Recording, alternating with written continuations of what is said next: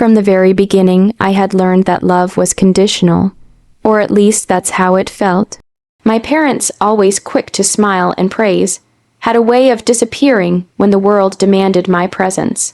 "We do this for your future," they would say, their voices warm but distant, as if their words were a mantra meant to soothe themselves more than me.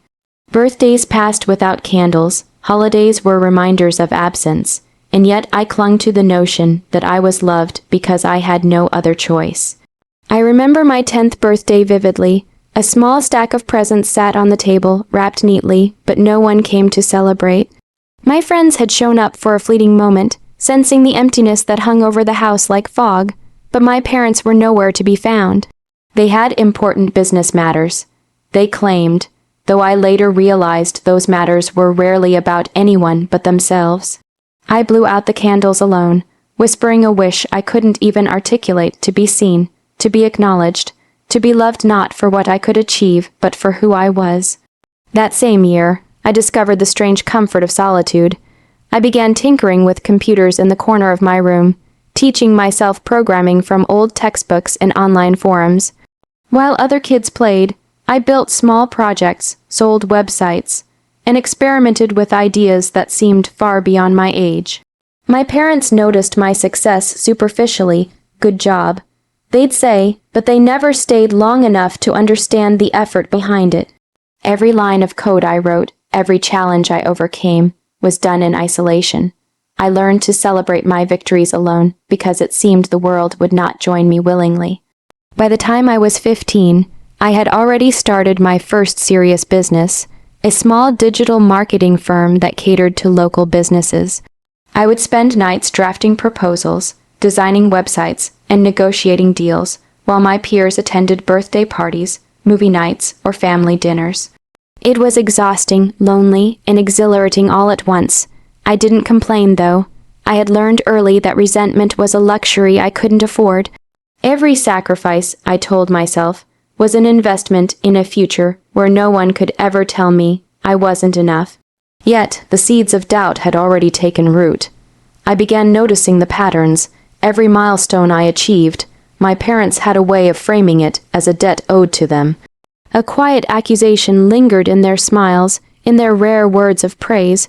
"We missed so much for you," they would say, a reminder that my effort, my sacrifice, carried a cost.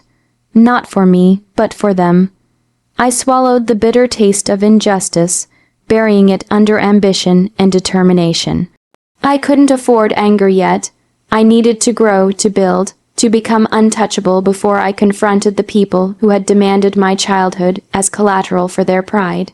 On the night I landed my first major client, I sat alone in my dimly lit room, the glow of the computer screen reflecting my exhaustion and excitement. The contract was signed, the payment confirmed, and for the first time, I felt a surge of real accomplishment. But it was hollow, the absence of anyone to celebrate with me. A parent, a friend, anyone made the victory bittersweet. I realized then that success could be both a shield and a wound. My parents' absence had shaped me into someone capable of conquering the world. Yet it had also carved out a space inside me where anger and longing quietly festered. That night, I made a silent promise. I would build something that no one could ignore. Something so large, so undeniable, that their absence, their manipulations, and their unspoken debts would pale in comparison. And perhaps when I was done, I would finally have the power to show them what it truly meant to owe a child, and what it meant to be betrayed by those who were supposed to love unconditionally. By the time I was 28, my company had grown beyond my wildest teenage dreams.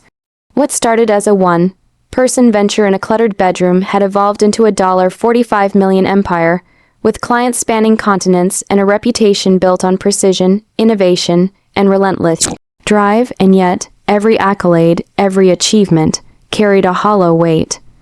I had learned early that victory tasted bittersweet when no one had witnessed the struggle. The office was sleek, modern, and humming with activity, but I often found myself in the corner, reviewing contracts or fine-tuning presentations alone. My colleagues respected me, sometimes even admired me, but intimacy was scarce. Trust was a fragile commodity I had learned to guard fiercely. Romantic relationships ended before they could deepen. Friendships were transactional and fleeting. I had given my childhood, my adolescence, and my early adulthood to the pursuit of success, and yet, somehow, the people who were supposed to be proud of me seemed determined to remind me that everything I had achieved was somehow their due. It happened the day I reached a record-breaking quarterly revenue. My phone buzzed with the usual congratulations from clients and colleagues, and then the messages came from my parents. Their words were polite, almost cordial, yet sharp as a blade hidden in silk. "We are so proud of you, but remember, you owe us. For every birthday, every missed holiday, every moment we sacrificed, there's a debt to be paid." I read the message 3 times before my chest stopped hurting, and the cold fury settled in. Every lonely night, every missed moment, every quiet triumph. They had the audacity to frame it as a debt I owed them. The betrayal was raw, electric. I had built a life entirely on my own, carved an empire out of nothing, and yet they believed that love and sacrifice could be tallied like a ledger. For a moment I considered responding with anger, lashing out, telling them exactly what I thought of their sacrifices. But years of solitary victories had taught me the power of patience, of calculation. Anger was fleeting, strategy was eternal. I decided instead to wear a polite, almost affectionate tone in my replies, while the fire of resentment grew steadily, silently, like a slow, burning fuse. The isolation I had once accepted as a cost of ambition now became armor. Every boardroom meeting, every investor negotiation, every late night call reinforced a truth I had already suspected. I didn't need them. I had built my life alone, and in doing so, I had become untouchable. Yet beneath the armor, beneath the satisfaction of success, a plan began to form. A plan that was neither reckless nor impulsive. It was deliberate, cold, and meticulously designed. I began imagining small, subtle ways to reclaim the power they had tried to wield over me. If love and attention had been manipulated as a form of debt, then perhaps it was time to invert the ledger. My revenge wouldn't be loud or brash. It would be precise, surgical, and deeply satisfying. Every slight, every manipulation, every absent smile they had inflicted upon me could now be repaid in ways they could never anticipate. Sitting in my corner office late one night, city lights reflecting off the glass walls, I allowed myself a rare, private smile. The realization was intoxicating. They believed I was still beholden to them. They thought their past sacrifices entitled them to control, to claim, to demand. They were wrong. Every lonely birthday, every silent night spent building my empire, every moment of solitude had forged a resilience they could never break. And in that quiet moment, I made a vow. I would succeed not only for myself, but in a way that exposed the emptiness of their manipulations. One day, they would understand that debts of love cannot be calculated, and that the child they thought they shaped was now the master of their own fate. The game had begun, and I had already won the first invisible round. The truth is, revenge isn't always loud. It isn't about screaming accusations or burning bridges in public view. It is a quiet, deliberate thing, cultivated over time, like a garden of sharp-edged flowers. And I had become a master gardener. It started small. I began reclaiming control over the narrative they had tried to impose on me. Extended family gatherings became subtle arenas, casual conversations which once allowed my parents to flaunt their sacrifices, now shifted under my direction.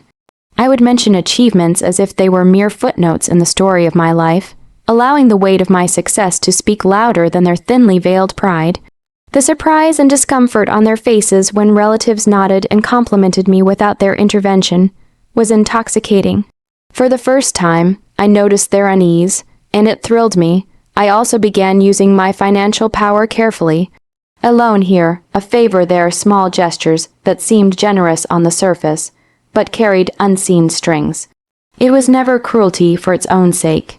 Instead, it was poetic justice. They had built a life expecting to control, and now they were subject to circumstances beyond their command. I could see the uncertainty in their eyes, the hesitation in their smiles. It was a reminder that the child they had dismissed, the one they had tried to bind with emotional debts, had grown into someone untouchable, self-sufficient, and aware of every nuance of leverage. There were nights when I replayed every missed birthday, every holiday they had skipped, every lonely celebration I endured alone. I imagined the small, private victories that would make them understand the consequences of their neglect. I didn't need public humiliation. I needed them to feel, quietly and personally, the imbalance they had created. The thrill of that realization was sweeter than any corporate win, more satisfying than the largest contract or the most lucrative deal. Even emotionally, I began constructing my boundaries with surgical precision. When they called, I spoke politely, but the warmth had vanished. Every phrase, every tone was deliberate. I had learned to mask my fire with calm, and with each conversation, they realized I could no longer be manipulated with guilt or obligation. The tables had turned. I was no longer the obedient child who endured alone. I was the architect of a reality in which they no longer held sway. Yet, despite the satisfaction of control, there was a lingering melancholy. Revenge had its own cost. It was a private, lonely triumph. But it was necessary. I understood, perhaps more clearly than anyone, that power without emotional independence is hollow. And I had finally reclaimed both. By the time the first subtle cracks began to appear, hesitations in their speech, awkwardness in social situations, the silent acknowledgement of my independence, I felt a quiet pride.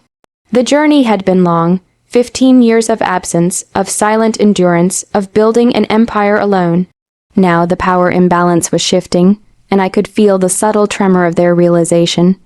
They had underestimated me, assumed my achievements would be tethered to their approval. How small they had seemed in those early years, demanding my loyalty in exchange for love that could never be owed. And in the evenings, when the office emptied and the city hummed below me, I allowed myself one private indulgence, imagining their astonishment when the full measure of my independence became undeniable. They had attempted to frame my life in terms of debt and obligation, but I had rewritten the rules entirely. Their sacrifices, real or imagined, were meaningless now. I had everything they could never give me: autonomy, recognition, and the satisfaction of knowing that the child they thought they controlled had become an unstoppable force. Revenge, I realized, is sweetest not when it burns bright and fast, but when it simmers slowly, methodically, and with precision. And I had all the time in the world. The confrontation didn't come as a scream or a public spectacle. It came quietly, one evening when they arrived at my office under the guise of a family visit, expecting gratitude and warmth.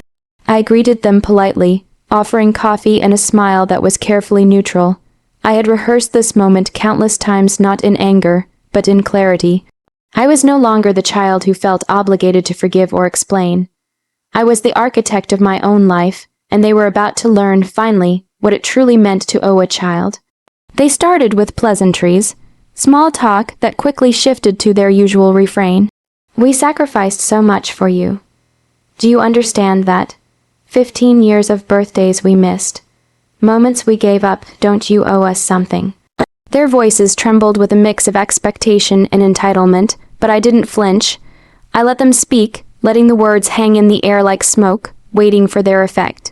And then I spoke not with anger, but with precision, each word carefully weighted. I recounted my childhood, every lonely birthday, every holiday spent alone, every night of tireless work while they pursued comfort. I told them calmly but firmly that love and attention are not debts that can be measured or demanded. I reminded them that every moment they had withheld shaped me into someone stronger, smarter, and unbreakable, but it also left a mark that no amount of pleading or explanation could erase. They faltered, caught between defensiveness and guilt. For the first time, I could see the raw truth in their eyes. They had underestimated me, assumed my gratitude would remain tethered to their manipulation. Their privilege of control had ended. My parents, who once dictated my worth in ledger, like terms, now had no leverage, no claim, and no path to sway me. I did not humiliate them. I did not punish them in public. Instead, I simply revealed the truth of my independence. They realized that their sacrifices, however real or imagined, could never buy the affection, compliance, or admiration they had assumed was owed. I was not their creation, their property, or their debt only my own. And in that quiet, potent clarity, I tasted a freedom I had craved for years. After they left, I sat in my office and finally allowed myself to feel the depth of what I had achieved. The empire I had built, $45 million, global recognition, influence, and respect, was meaningless without the personal triumph I now savored. I had transformed every moment of loneliness, every pang of longing, every subtle betrayal, into resilience and power. I had rewritten my narrative, yet even in victory there was a quiet sorrow. The years of isolation, the absence of parental warmth, could never be fully reclaimed. But in their place, I had created something far greater: self-respect, autonomy, and the knowledge that I could thrive on my own terms. My life was no longer measured in debts owed to others, but in the fulfillment of my own vision and the joy of genuine connection with those who valued me for who I truly was. The final quiet irony of it all was poetic. My parents, who had sought to assert control through guilt, now watched me from the periphery, powerless and astounded. I had become everything they hoped to shape, but on my own terms, untethered by their expectations, free from their manipulations, and stronger than they could have imagined. I closed my office door and allowed myself a rare, unguarded smile. The past would always be there, a shadow etched into memory, but it no longer dictated the present. I had survived, I had conquered, and I had emerged whole. And for the first time, I understood the true meaning of freedom, not in riches, not in success, but in the knowledge that no one, not even those who brought you into the world, could ever claim ownership over your life. The debt they imagined was never mine to pay. And in that truth, I found the sweetest, most enduring victory of all.